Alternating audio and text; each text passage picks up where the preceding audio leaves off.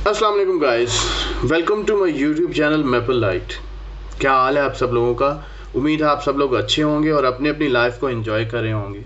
और आप में से कुछ ऐसे भी होंगे जो इस वक्त कैनेडियन इमिग्रेशन के बारे में सोचना शुरू कर रहे होंगे, जिन्हें कुछ नहीं पता कि कैसे उन्होंने कैनेडियन इमिग्रेशन अप्लाई करनी है और क्या फैक्टर्स हैं, क्या पहले स्टेप्स हैं जो उन्होंने लेने हैं। तो उन्हीं स्टेप्स में से आज हम एक स्टेप के ऊपर वीडियो बना रहे हैं कि कैसे आप लोग चेक कर सकते हैं कि इमिग्रेशन के लिए आपके पास मतलूबा पॉइंट्स हैं या नहीं हैं। तो ये पॉइंट्स जानने के लिए एक टूल की मदद लेंगे जो कि आईआरसीसी की वेबसाइट के ऊपर ही है। तो मैं आपको वहाँ लेके चलूँगा और वहाँ जाके हम अपनी इन्फॉर्मेशन पुट करेंगे और हमें पता चलेगा कि हमारे पॉइंट्स कितने बनते हैं। ये पॉइंट्स इनफ हैं आज के टाइम में इमिग्रेशन हासिल करने के लिए या नहीं। तो ये सब कुछ हमें वहीं पे पता चलेगा। तो जनाब वीडियो को स्टार्ट करते हैं। वीडियो को स्टार्ट करने से पहले मेरे चैनल को सब्सक्राइब कीजिए, वीडियो को लाइक कीजिए और अगर पसंद आए और इसमें से कुछ भी इन्फॉर्मेशन आपको काम दे सके और आपकी हेल्प कर सके तो प्लीज़ इसे अपने दोस्तों के साथ शेयर ज़रूर कीजिए। चलें जनाब, वीडियो को स्टार्ट करने के लिए मेरे लैपटॉप की स्क्रीन पे चलते हैं और वहाँ जाके देखते हैं कि हमें क्या करना है। सबसे पहले अपना ब्राउज़र ओपन करें, यहाँ पे गूगल पे क्लिक करें, यहाँ लिखें CIC, एंटर करें तो जो ये पहला लिंक खुलेगा इमिग्रेशन एंड सिटीजनशिप canada.ca, इस पे क्लिक करें। ये ऑफिशियल वेबसाइट है कनाडा की।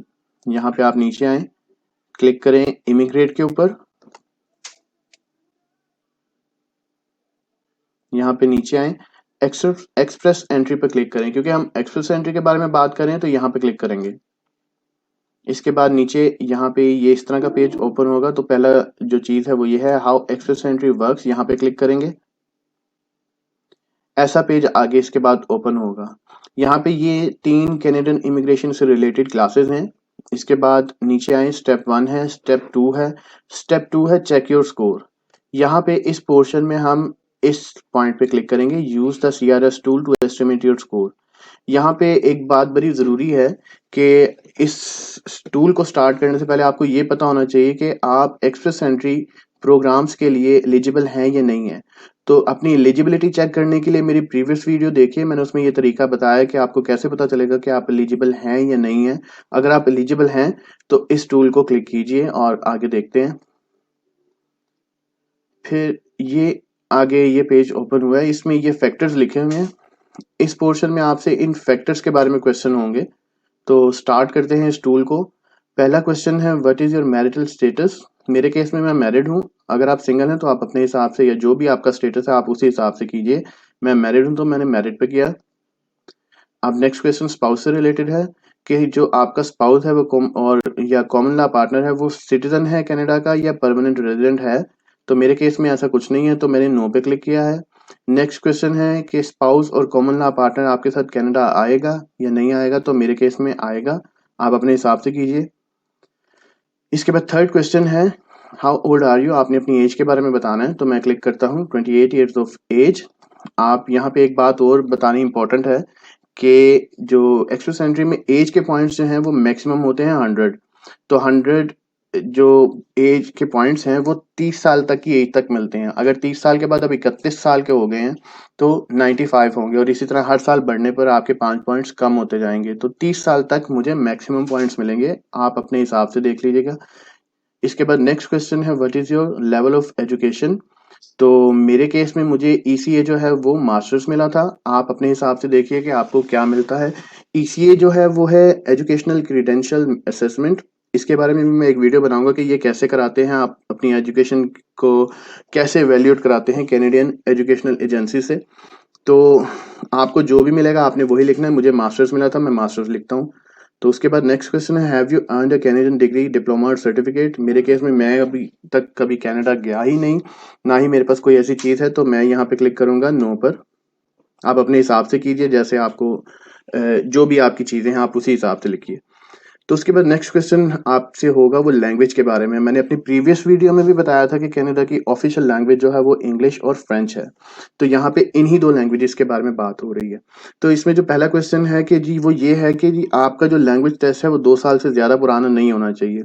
तो are your test results less than 2 years old? तो मेरे केस में हाँ जी, ये 2 साल पुराने, अभी 2 साल पुराने नहीं हुए, तो मैं इस पे लिखूंगा यस। आप अपने आपको अगर 2 साल से ज्यादा हो गया तो फिर आपको दोबारा देना पड़ेगा। और एक और बहुत जरूरी बात कि यहाँ पे हम बात करें, मैं इस जो लैंग्वेज टेस्ट की बात कर रहा हूँ, हमारे केस में आइल्स है। तो आइल्स के बारे में एक बात यहाँ पे मैंने बतानी है कि आइल्स 2 तरह के होते हैं, एक एकेडमिक और एक जर्नल। एकेडमिक जो होता है वो एजुकेशनल पर्पस के लिए होता है, अगर आप स्टूडेंट वीजा पे जाना चाहते हैं तब आप एकेडमिक आइल्स करते हैं। अदरवाइज यहाँ पे इमिग्रेशन से रिलेटेड बात हो रही है तो हम यहाँ पे जो आइल्स देंगे वो है जर्नल ट्रेनिंग, जीटी पे। तो यहाँ पे जब भी आपने इमिग्रेशन के लिए आइल्स देना है तो जर्नल ट्रेनिंग वाला देना है। तो इसके बाद जो नेक्स्ट क्वेश्चन है वो ये है जी, आइल्स के बारे में स्कोरिंग, कि क्या स्कोर आपको आइल्स में मिला है। तो पहला क्वेश्चन है स्पीकिंग के बारे में। स्पीकिंग में मुझे मिला था 7, लिसनिंग में मुझे मिला था 8, रीडिंग में मुझे मिला था 7, राइटिंग में फिर 7। आपने अपने हिसाब से स्कोर इनपुट करना है यहाँ पे। तो इसके बाद नेक्स्ट क्वेश्चन है do you have other language test? तो मेरे केस में मेरे पास कोई अदर लैंग्वेज टेस्ट रिजल्ट नहीं है। तो ये असल में ये बात हो रही है दूसरी लैंग्वेज, मसलन फॉर एग्जांपल के फ्रेंच के बारे में। तो मेरे केस में ऐसा नहीं है, अगर आपने फ्रेंच के ऊपर भी कोई टेस्ट दिया है तो आप उसी के हिसाब से इनपुट कर सकते हैं। तो मैं यहाँ पे क्लिक करूंगा नॉट एप्लीकेबल पे। Next question is about your work experience. यहाँ पे जो ये पहला पोर्शन है ये वर्क एक्सपीरियंस के बारे में, जिस वर्क एक्सपीरियंस के बारे में यहाँ बात हो रही है वो कैनेडियन वर्क एक्सपीरियंस है। तो मेरे पास कैनेडियन वर्क एक्सपीरियंस नहीं है, तो अगर आपके पास है तो आप लिख सकते हैं, मेरे पास तो नहीं है। तो इसके बाद नन और लेस देन 1 ईयर। तो नेक्स्ट क्वेश्चन जो यहाँ पे है ये है हमारे वर्क एक्सपीरियंस की बात यहाँ पे, कि कनाडा से बाहर जितने भी कंट्रीज हैं वो कनाडा के लिए फॉरेन है। तो हम भी फॉरेनर्स ही हैं कनाडा के लिए, तो हम यहाँ पे पुट करेंगे अपनी इनपुट्स। तो मेरा जो वर्क एक्सपीरियंस वो 3 साल से ज्यादा है, तो मैं इस पे क्लिक करता हूँ। और एक और यहाँ पे बात इंपॉर्टेंट बताने वाली ये है कि अगर आपका वर्क एक्सपीरियंस जो है वो 3 साल से ज्यादा है, फॉर एग्जांपल 5 साल, 6 साल, 7 साल, तब भी आपको इक्विवेलेंट पॉइंट्स टू 3 इयर्स ही पॉइंट्स मिलेंगे। इससे कोई फायदा नहीं होगा आपको यहाँ पे अगर आपका वर्क एक्सपीरियंस ज्यादा भी है। 3 साल मैक्सिमम पॉइंट्स वर्क जो है वो आपको देंगे। नेक्स्ट क्वेश्चन है do you have a certificate of qualification from a Canadian province, territory और फेडरल बॉडी? तो मेरे केस में नहीं है, आपके केस में है तो आप लिख दीजिए। अब नेक्स्ट ये पोर्शन आगे है एडिशनल पॉइंट्स के बारे में। ये है जी do you have a valid job offer supported by labour market impact assessment? मेरे पास नहीं है। अगर आपके पास जॉब ऑफर है तो आप उसी हिसाब से यस कर सकते हैं। और अगर आपके पास जॉब ऑफर है तो आपका एम्प्लॉयर जो है इसका प्रोसेस करता है लीमिया का, इसे लेबर मार्केट इम्पैक्ट असेसमेंट कहते हैं। तो ये सारा जो पोर्शन है वो आपके लिए आपका एम्प्लॉयर करेगा। ये उसी सूरत में है अगर आपके पास जॉब ऑफर है, अगर नहीं है तो आप सिंपली नो पे क्लिक करें। मेरे पास नहीं था, मैंने नो किया। नेक्स्ट क्वेश्चन है do you have a nomination certificate from a province और टेरिटरी? मेरे पास कोई किसी प्रोविंस का नॉमिनेशन नहीं है। I am not nominated by any province, तो मैं इस पे क्लिक करूंगा नो। अगर आपको किसी प्रोविंस ने नॉमिनेट किया है तो आप उसी हिसाब से यस करें और आगे की डिटेल्स फिल करें। मेरे पास नहीं है तो मैंने नो पे क्लिक किया। नेक्स्ट क्वेश्चन है डू यू और your spouse or common law partner if they will come with you to Canada have at least one brother or sister living in Canada who is a citizen or permanent resident? अगर आपका और आपके spouse का कोई भाई बहन Canadian citizen या permanent resident है और उसकी एज 18 साल से ज्यादा होनी चाहिए, ये आगे के फैक्टर्स में ये बात बता रही है, और आपका ब्लड रिलेशन होना चाहिए, तब आप उससे भी पॉइंट्स ले सकते हैं। इस केस में ये आपकी हेल्प कर सकते हैं। अब अगर ऐसा नहीं है तो यहाँ पे नो कीजिए। अगर आपके पास कोई ऐसा ऑप्शन अवेलेबल है तो वेल एंड गुड, आपको इसके एक्स्ट्रा पॉइंट्स मिलेंगे। मेरे केस में नहीं है तो मुझे इसके कोई पॉइंट्स नहीं मिले। इसके बाद नेक्स्ट क्वेश्चन है what is the highest level of education for which your spouse or common law partner has? ये ईसीए के बारे में बात हो रही है, मेरे स्पाउस के बारे में। अब मेरे स्पाउस के बारे में भी मैंने ईसीए कराया था और उससे भी मुझे पॉइंट्स मिले थे।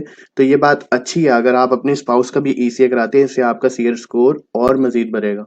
तो मैंने अपने स्पाउस का भी ईसीए कराया था, तो मेरे स्पाउस को भी मास्टर्स डिग्री मिली, तो उसकी पॉइंट्स भी मुझे मिले हैं। इसका फायदा हमारी प्रोफाइल को ही होगा। तो नेक्स्ट क्वेश्चन है in the last 10 years how many years of skilled work experience in Canada does your spouse common law partner have? ये फिर से यहाँ पे बात हो रही है वर्क एक्सपीरियंस के बारे में स्पाउस के लिए, अगर उसका वर्क एक्सपीरियंस कनाडा में है। तो मेरे केस में नहीं है, अगर आपका है तो आप लिख दीजिए। नेक्स्ट क्वेश्चन है, did your spouse or common law partner take a language test? अगर यहाँ पे स्पाउस के लैंग्वेज टेस्ट के बारे में बात हो रही है और सेम क्वेश्चन वही है कि रिजल्ट्स जो है वो 2 साल से पुराने नहीं होने चाहिए। तो मैं लिख देता हूँ हाँ जी, उसने भी किया है, आइल्स किया है, और मेरे स्पाउस का भी अगर सेम रिजल्ट होता है, ये जो मैं सारी वैल्यूज यहाँ पुट कर रहा हूँ ये सारी अजम्पशंस हैं आपको समझाने के लिए। अगर आप जब करें तो अपने हिसाब से वैल्यूज को इनपुट करें। तो क्वेश्चन है जी, स्पाउस का जो आइल्स स्कोर है वो क्या था? स्पाउस ने आइल्स में स्पीकिंग में जो लिए हैं वो है 7, और लर्निंग लिसनिंग में लिए हैं 8, और रीडिंग में लिए हैं 7, राइटिंग में लिए हैं 7। ये जी सारी चीजें हमने यहाँ पे पुट कर ली हैं। अब देखते हैं रिजल्ट क्या निकलता है। कैलकुलेट योर स्कोर पे क्लिक करेंगे, ये आ गया जी सारा का सारा। टोटल जो ओवरऑल पॉइंट्स होते हैं वो 1200 होते हैं। 1200 में से हमें ये सारे पॉइंट्स मिलते हैं। तो जी ये रिजल्ट आया। इस सारी इंफॉर्मेशन को इस टूल में पुट करने के बाद टोटल 1200 पॉइंट्स होते हैं, जिसमें से हमें ये सारे पॉइंट्स मिलेंगे। जो एज, एजुकेशन, लैंग्वेज है, इनके हमें मिले हैं 342। स्पाउस की जो चीज़ें हमने एंटर की हैं उसके पॉइंट्स मिले हैं ये 30, और ये स्किल ट्रांसफरेबिलिटी के जो पॉइंट्स होते हैं ये हमें मिले हैं 50, और फॉरेन वर्क एक्सपीरियंस जो है वो हमारे पास कुछ नहीं था तो उसके हमें मिले 0।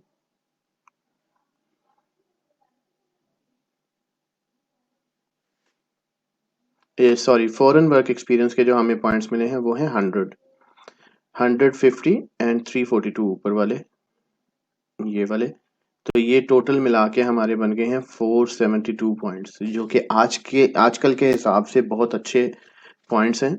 इसमें हमें एक्सेस एंट्री तो आजकल होल्ड होल्ड पे है, अभी रिज्यूम नहीं हुए एक्सेस एंट्री के ड्रॉज, लेकिन अगर रिज्यूम होते हैं तो ये स्कोर उसको इंशाल्लाह मैच करेगा। अगर आपके भी यही चीज़ें होती हैं तो आपको भी 472 पॉइंट्स मिलेंगे, और गारंटीड है कि आपको इनविटेशन टू अप्लाई आ जाएगा। लेकिन इसके साथ साथ ये जो पॉइंट्स हैं ये कई दूसरे जो प्रोविंस हैं उनके लिए भी बड़े अट्रैक्टिव हैं। अगर 472 है तो फॉर एग्जांपल आपको ओंटारियो से आईटी आ सकता है, अगर आप ओंटारियो के सेपरेट पोर्टल के ऊपर ओंटारियो के लिए ही स्पेसिफिकली प्रोफाइल सबमिट करते हैं। उनका एक सेपरेट है पोर्टल, मैं उसके लिए भी वीडियोस बनाऊंगा, उसमें ये बताऊंगा कि कैसे आप वहां पे बना सकते हैं अपनी प्रोफाइल। तो अगर आपके इतने पॉइंट्स ओंटारियो के लिए होते हैं तो तब आपको वहां से तो डेफिनेटली आ जाएगा, क्योंकि आजकल जो उनका ड्रॉ स्कोर स्लैब चल रहा है वो 465 टू 470 के बीच में चल रहा है। तो 472 तब भी उससे अबव है, और इंशाल्लाह अगर आप उसमें बनाते हैं तो उसमें भी आपको इनविटेशन टू अप्लाई आ जाएगा। तो नेक्स्ट वीडियोस भी मैं इन चीज़ों से रिलेटेड बनाता रहूंगा। ये मैंने आपको आज बता दिया कि जी सीआरएस स्कोर जो है वो आप अपना कैसे काउंट कर सकते हैं। तो नेक्स्ट वीडियो तक मेरा इंतज़ार कीजिए, मैं नेक्स्ट वीडियोस भी नई इन्फॉर्मेटिव बनाता रहूंगा। तो तब तक के लिए अल्लाह हाफिज़, अपना ख्याल रखिएगा और दुआ में याद रखिएगा।